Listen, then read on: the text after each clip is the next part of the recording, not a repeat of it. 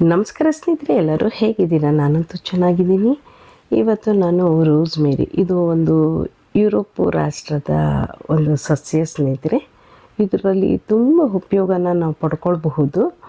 ಇದು ಒಂದು ರೀತಿ ಪರಿಮಳ ತುಂಬ ಚೆನ್ನಾಗಿರುತ್ತೆ ಮತ್ತು ಇದು ಸೂಜಿ ಆಕಾರದಲ್ಲಿರುತ್ತೆ ಸ್ನೇಹಿತರೆ. ಮತ್ತು ಇದು ಪಿಂಕ್ ಕಲರ್ ಹೂವು ಬಿಡುತ್ತೆ. ಪಿಂಕ್ ಅಂದರೆ ಒಂಥರ ಲ್ಯಾವೆಂಡರ್ ಪಿಂಕು ಈ ರೀತಿ ಮಿಕ್ಸ್ ಆಗಿರೋವಂಥದ್ದು. ಮತ್ತು ಇದನ್ನು ಬೆಳೆಸೋದು ತುಂಬ ಸುಲಭ ಸ್ನೇಹಿತರೆ. ತುಂಬ ಜನ ಹೇಳ್ತಾರೆ, ಅಯ್ಯೋ ಇದನ್ನು ಬೆಳೆಸೋದು ತುಂಬ ಕಷ್ಟ ಅಂದ್ಬಿಟ್ಟು. ನೀವು ಒಂದು ಗಿಡ ತಂದರೆ ನೀವು 10 ಗಿಡನ ನೀವು ಮಾಡ್ಕೊಳ್ಬಹುದು. ಮತ್ತು ಅವಾಗವಾಗ ಈ ರೀತಿ ಕಟ್ ಮಾಡ್ತಾಯಿದ್ರೆ ಗುಂಪಾಗಿ ತುಂಬ ಚೆನ್ನಾಗಿ ಬರುತ್ತೆ. ಆ ಕಟ್ ಮಾಡ್ತಾಯಿದ್ರೂ ಅದು ಸ್ಮೆಲ್ ಹೇಗಿರುತ್ತೆ ಗೊತ್ತಾ? ಪರಿಮಳ ಹರಡ್ಕೊಂಬಿಟ್ಟಿರುತ್ತೆ ಸ್ನೇಹಿತರೆ, ಅಷ್ಟು ಚೆನ್ನಾಗಿರುತ್ತೆ. ಆಮೇಲೆ ಇದನ್ನು ಬೆಳೆಸೋ ರೀತಿ ಮತ್ತು ಇದ್ರದ್ದು ಉಪಯೋಗ ತುಂಬ ಇದೆ ಸ್ನೇಹಿತರೆ, ಹೇಳಲಿಕ್ಕೆ ಆಗಲ್ಲ. ಅದು ಹೇಗಿರುತ್ತೆ ಗೊತ್ತಾ? ಅದು ಸೂಜಿ ಆಕಾರ ಒಂಥರ ಚುಚ್ಚುತ್ತೆ, ಕಡ್ಡಿ ನೀಳವಾಗಿರುತ್ತೆ. ಒಂದು ರೀತಿ ಮುಟ್ಟಿದ್ರೆ ಸಾಕು, ನಾವೇನಾದರೂ ಗಾರ್ಡನ್ಗೆ ಹೋದರೆ ಒಮ್ಮೆ ಅದನ್ನು ಮುಟ್ಟಿ ಪರಿಮಳ ನೋಡಿದ್ರೆ ಸಾಕು, ಅಂದರೆ ಸ್ಮೆಲ್ ನೋಡಿದ್ರೆ ಸಾಕು, ಅಬ್ಬಬ್ಬಾ ತುಂಬ ಚೆನ್ನಾಗಿರುತ್ತೆ ಆ ಸ್ಮೆಲ್ಲು.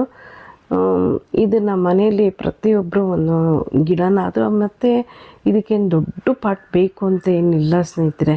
ಆವಾಗವಾಗ ನೀವು ಈ ರೀತಿ ಕಟ್ ಮಾಡಿದಷ್ಟು ಗುಂಪಾಗಿ ಬರುತ್ತೆ. ಮತ್ತು ಸಣ್ಣ ಪಾಟ್ ಸಾಕು, ಎಷ್ಟು ಚಿಕ್ಕದಿದ್ರೂ ನೀವು ಈ ರೀತಿ ಕಟ್ ಮಾಡಿ ಗುಂಪು ಬರೆಸ್ಕೊಂಡ್ರೆ ಮತ್ತು ಯಾವ ಶೇಪಲ್ಲಿ ಬೇಕಾದರೂ ಇದನ್ನು ಬೆಳೆಸಬಹುದು. ಗುಂಡಗೆ ಬೆಳೆಸ್ಬಹುದು, ನೀಳವಾಗಿ ಬೆಳೆಸ್ಬೋದು.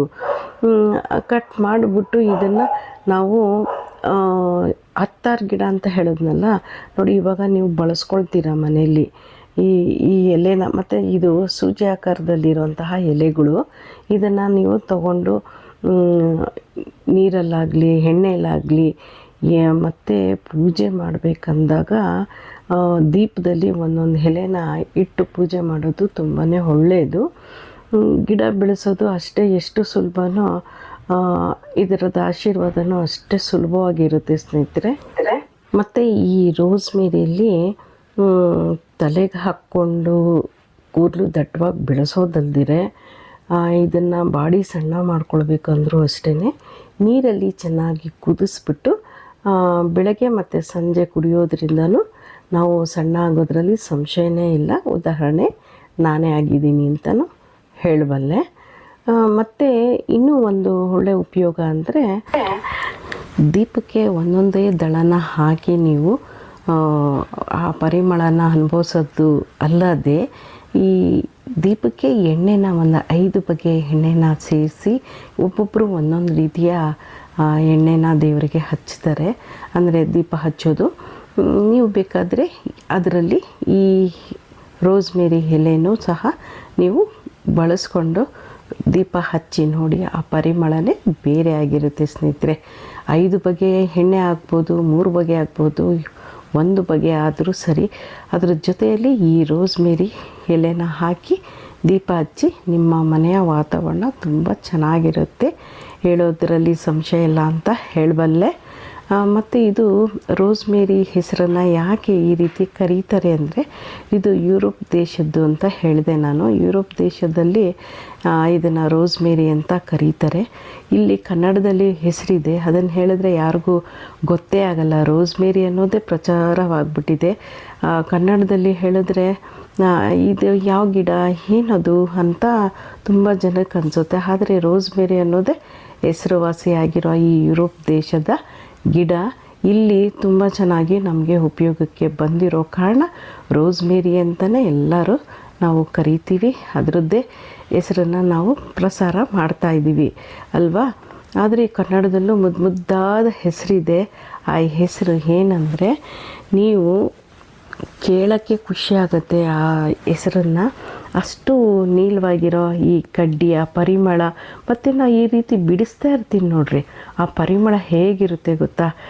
ಖಂಡಿತವಾಗ್ಲೂ ನೀವು 10 ಗಿಡ ಮಾಡೋದು ಹೇಗೆ ಅಂತ ಹೇಳಿದ್ನಲ್ಲ ನೋಡಿ, ಈ ರೀತಿ ಎಲೆನ ನೀವೆಲ್ಲ ಬಳಸ್ಕೊಳ್ತೀರ.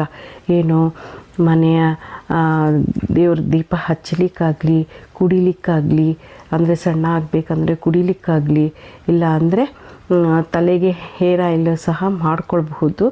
ಈ ವೈಪ್ಸ್ ಒಂದು ರೀತಿ ಮನೆಗೆ ಯಾಕಂದರೆ 3-4 ರೀತಿಯಲ್ಲಿ ನಾವು ಮಾಡೋದ್ರಿಂದ ಒಂಥರ ಚೆನ್ನಾಗಿರುತ್ತೆ. ಆದರೆ ಇದನ್ನು ಗಿಡನ ಜಾಸ್ತಿ ಮಾಡ್ಕೊಳ್ಬೇಕು, ಹೆಚ್ಚೆಚ್ಚು ಗಿಡ ನಾವು ಮಾಡ್ಕೊಳ್ಬೇಕು ಅಂದರೆ ಈ ರೀತಿ ಕಡ್ಡಿನ ನೀವು ಬಿಸಾಕಲಿಕ್ಕೆ ಹೋಗಬೇಡಿ. ಬೇಡವಾದ ಒಂದು ಗ್ಲಾಸಲ್ಲಿ ಈ ರೀತಿ 1 ದಿನ 2 ದಿನ ನೀವು ನೀರಲ್ಲಿ ಇಟ್ಟು ನೋಡಿ. ಅಲೋವೆರಾದಲ್ಲೇ ಬೆಳೆಸ್ಬೇಕಂತ ಏನಿಲ್ಲ, ಬರೀ ನೀರಲ್ಲಿ ಇಟ್ಟರೂ ಸಾಕು. 1 ದಿನ 2 ದಿನ ಬೇರು ಕೆಳಗಡೆ ಬಂದ್ಬಿಟ್ಟಿರುತ್ತೆ. ಆಮೇಲೆ ಹೋಗಿ ನೀವು ಒಂದು ಪಾಟಲ್ಲಿ, ಸಣ್ಣ ಪಾಟಲ್ಲಿ ಹಾಕಿದ್ರೂ ದಟ್ಟವಾಗಿ ಬರುತ್ತೆ ಸ್ನೇಹಿತರೆ. ಈ ಉಪಯೋಗನ ಖಂಡಿತವಾಗ್ಲೂ ಬಿಡಬೇಡಿ ಸ್ನೇಹಿತರೆ, ಉಪಯೋಗಿಸ್ಕೊಳ್ಳಿ ಅಂತ ಹೇಳುವಲ್ಲೇ. ಈ ರೋಸ್ಮೇರಿ ಗಿಡನ ಆದಷ್ಟು ಹೆಚ್ಚೆಚ್ಚು ಬೆಳೆಸಿ ಉಪಯೋಗನ ಪಡ್ಕೊಳ್ಳಿ ಅಂತ ನನ್ನ ಅನುಭವದ ಪ್ರಕಾರ. ನಾನು ಏನಿದು ರೋಸ್ಮೇರಿ ಅಂತ ಇದ್ದಾರೆ, ಯಾವ ಗಿಡ ಅಂದ್ಕೊಂಡೆ, ನಾನು ಕನ್ಫ್ಯೂಸಲ್ಲಿದ್ದೆ. ನೋಡೋಣ ಒಮ್ಮೆ ಅಂತ ನಾನು ಟ್ರೈ ಮಾಡಿ ನೋಡಿದೆ. 1 ಗಿಡ ಹೋಗಿ 10 ಗಿಡ ಮಾಡಿ ನಾನು ಸ್ನೇಹಿತರಿಗೆ ಹಂಚಿದ್ದೀನಿ. ಮತ್ತು ನನಗೆ ತುಂಬ ಉಪಯೋಗ ಆಗಿರೋ ಕಾರಣಕ್ಕೋಸ್ಕರ ನಿಮಗೆ ತಿಳಿಸ್ತಾ ಇದ್ದೀನಿ. ನಿಮಗೂ ಉಪಯೋಗ ಆಯಿತು ಅಂದರೆ ನಂಗೆ ಕಮೆಂಟ್ಸ್ ಮೂಲಕ ತಿಳಿಸಿ. ನನ್ನ ವಿಡಿಯೋ ನೋಡಿದ್ದಕ್ಕೆ ಧನ್ಯವಾದಗಳು.